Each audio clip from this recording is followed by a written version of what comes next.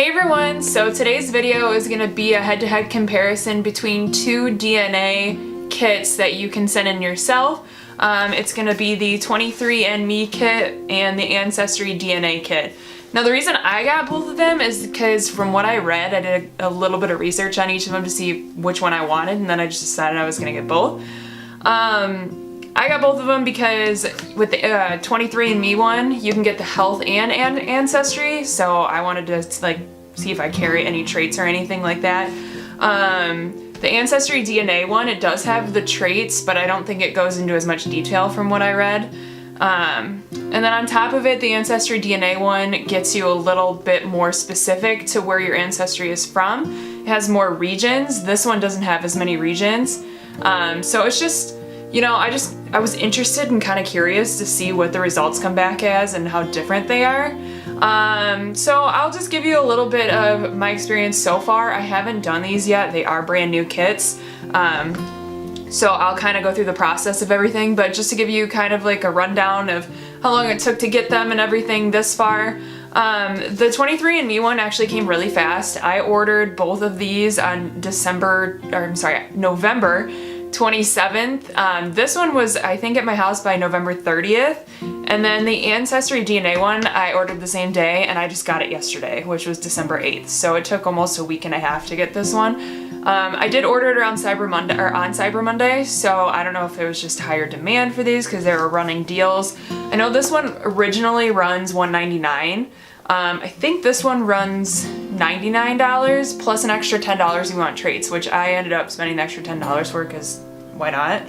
And then with this one, it says once they get your kit back with your saliva, it takes 2 to 4 weeks to process your results. This one can take 6 to 8 weeks. I don't know if it'll be any faster or any slower for either of them, but I'm interested to see how they come back and do a cool little comparison to it. So this first part of the video is just kind of going to be doing the kits, showing you what it comes with kind of thing, and then I'll come back when I get both the results and kind of show you guys the difference between these two kits when I send them in. So I'll kind of run through each of them. I'm not going to video me actually putting the saliva into the tube because it's kind of gross and it might take a minute because, I mean, they're tubes and they require a good, I think it's a 1/4 teaspoon or something of saliva. But I'll show you what they come with and we'll go through it like that. So we'll start off with the 23andMe one. It does have the box. So the box actually has the prepackaged label on it. These both come with prepackaged boxes for you to send it back in. This one's just the full box. So when you open it up, it has the Let's Get Started pamphlet and then your kit. So it actually has the like what not to do and the step-by-step in there. Apparently you can't eat or drink for at least 30 minutes, which I haven't, and it has a toothbrush on here, so I'm assuming brush your teeth too. I did that earlier today. Spit to fill the line, close the funnel, detach funnel, screw on cap, seal and bag, and mailing kit.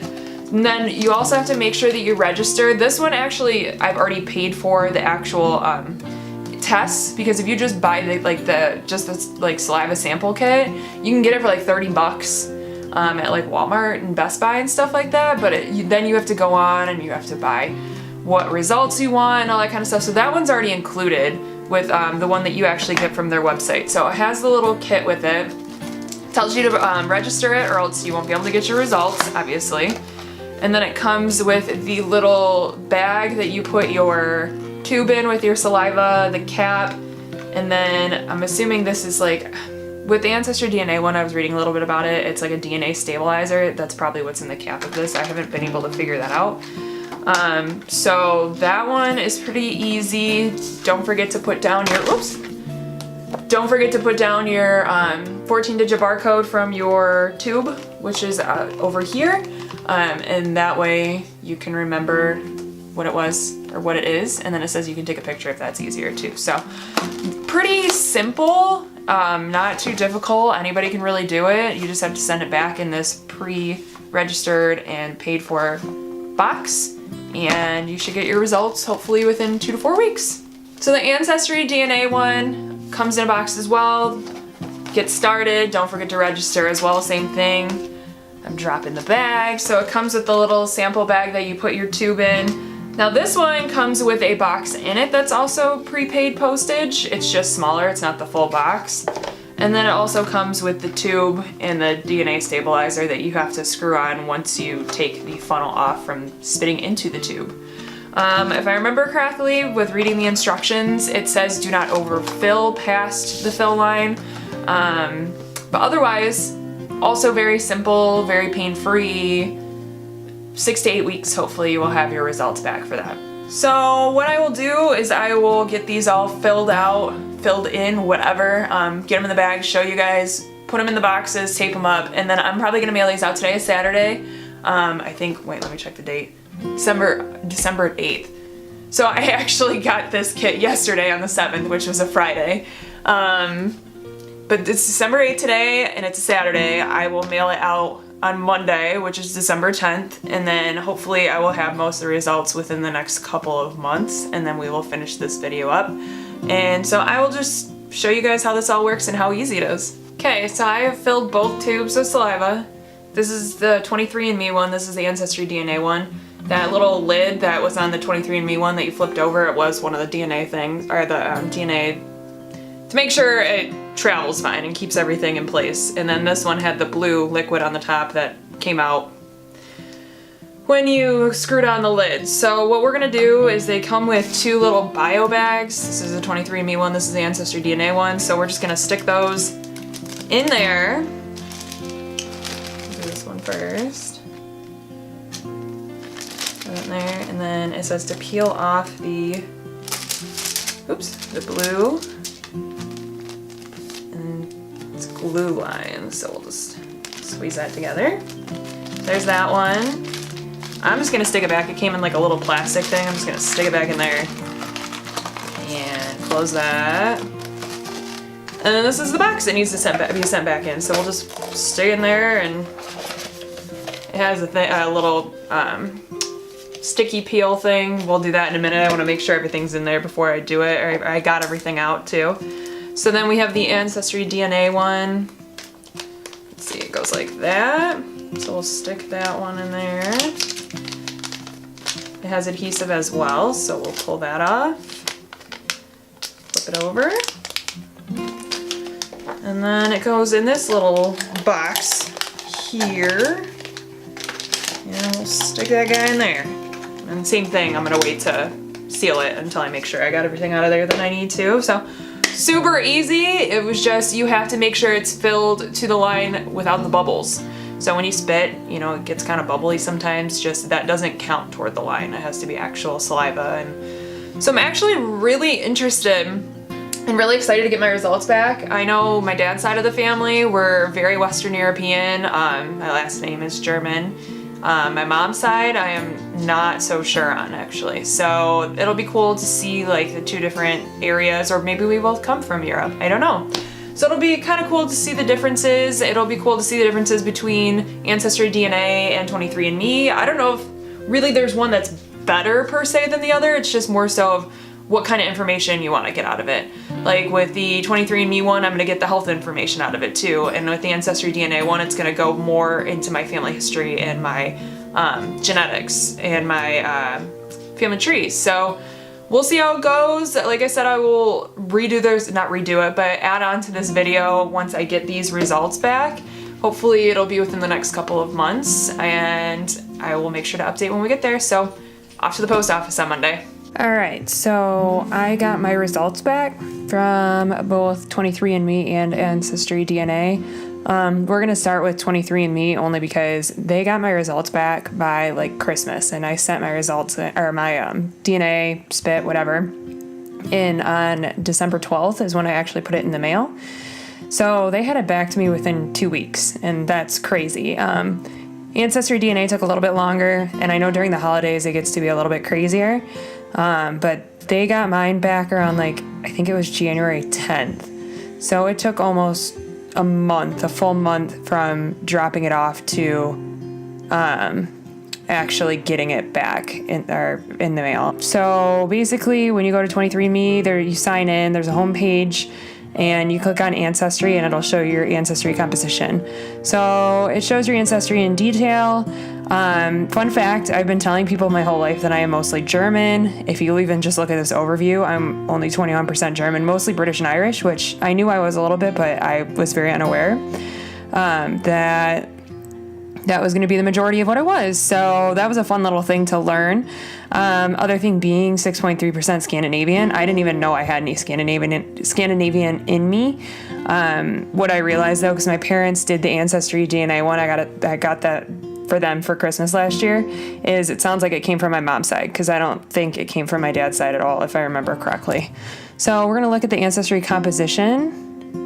So your DNA tells the story of who you are and how you're connected to the populations around the world, trace your heritage through the centuries, and uncover clues about where your ancestors lived and when.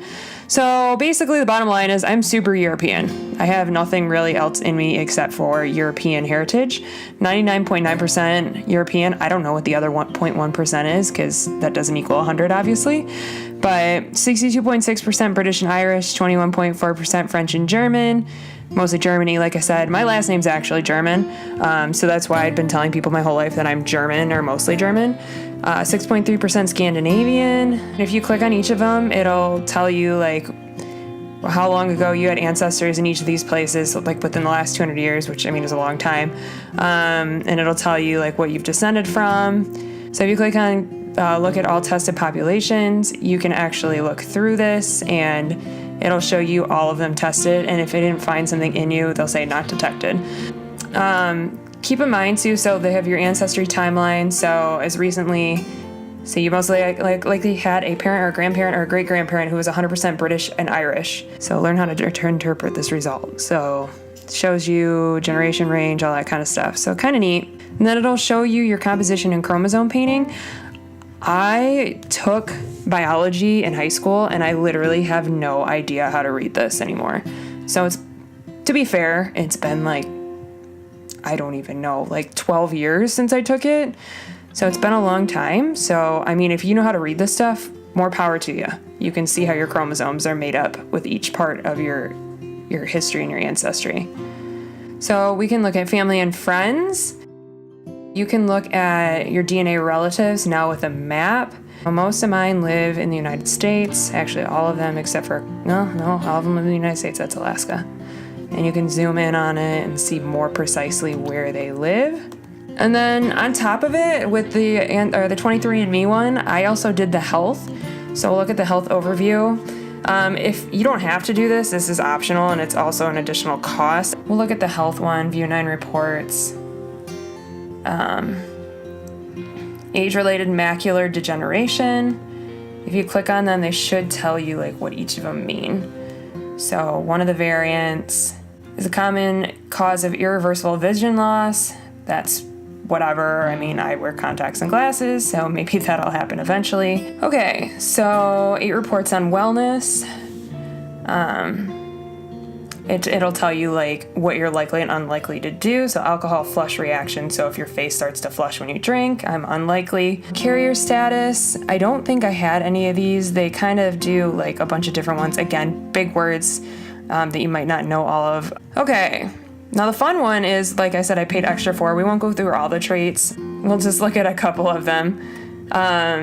Ability to match musical pitch, more likely. I mean, I don't know if I'm great at that, but I like singing and stuff. So asparagus odor detection, likely can smell. That one's interesting because everybody says your pee smells after you eat asparagus, and I can smell it. I guess it's a trait.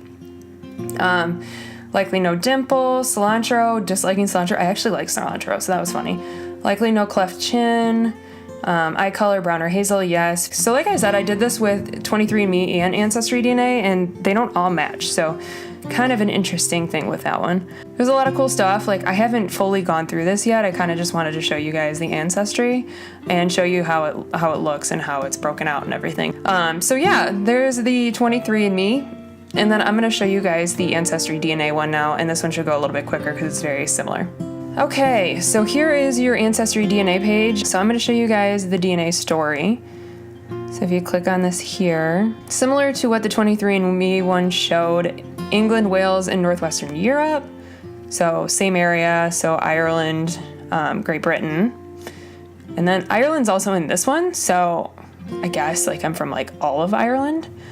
Germanic Europe, and then 2% from Sweden. And then this one's cool because it'll show you what settlers that you're a part of. So like Pennsylvania, Central Appalachia, and Eastern Kentucky and Northeast Tennessee, which is interesting because I know that my mom's side, my grandpa on that side, his family's from Kentucky. And then with this, you can look at your timeline and it'll show you like, hey, here's your region stories. Here's what your family and your ancestors did over time. Okay, now they're here and then they disperse, and this is probably how we ended up in Michigan. See if we look at all DNA matches. Possible range, parent, child, immediate family member, confidence extremely high, same for my dad.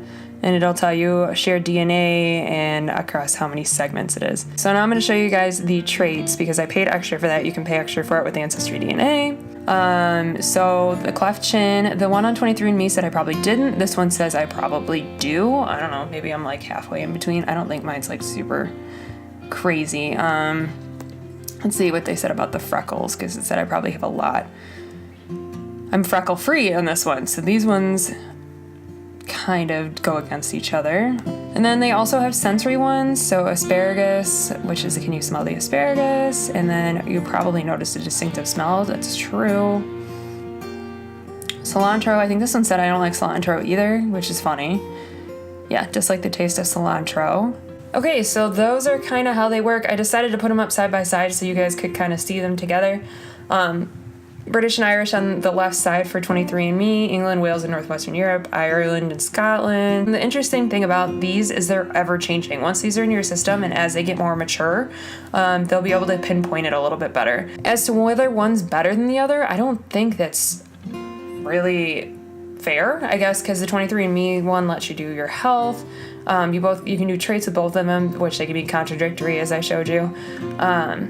But it's cool because you can kind of see how they differ and how they're the same, but there's just really no way to say, oh, well, this is 56%, this is 62.6%, but it'll kind of help you a little bit more. And it's neat that like it'll change over time too. So if I check this in a year, it could be a little bit different. If I check this in 6 months, same thing. So yeah, I mean, if you want me to give you what to get or what to use, if you want a quick result, I feel like 23andMe is the way to go. And if you want health, 23andMe, obviously you can do traits with that one as well.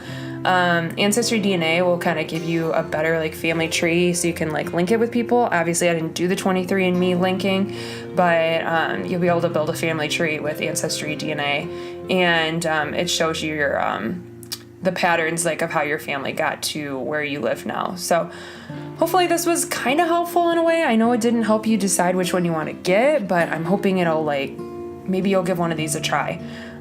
So if you enjoyed this video, please make sure to like, comment, or subscribe below, and I appreciate you guys watching, and I will see you for the next video.